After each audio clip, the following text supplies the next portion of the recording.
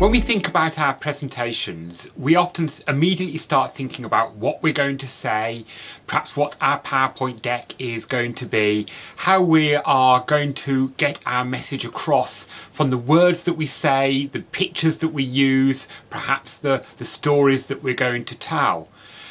But actually, there's a really important part of a presentation that starts before we even open our mouths.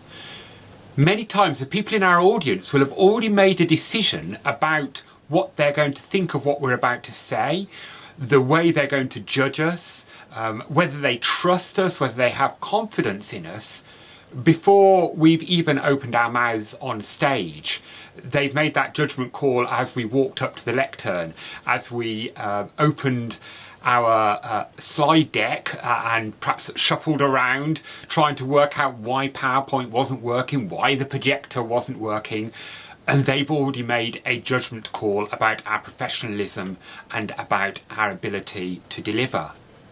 So when we come to our presentations, we need to focus on something before we start thinking about the words that we say, and that's our body language.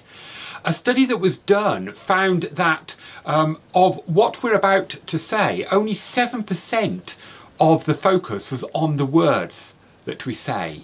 The rest of that focus was on our tone of voice and on our body language. So it's far more important we get some of this right than we get the words that we're about to say. Our content is important, don't get me wrong. If they've made the judgment call that we are professional, that we are a good safe pair of hands to entrust their project to employ, whatever else it might be that we're presenting about, then it's still important that we then convince them of the detail of that in the work content.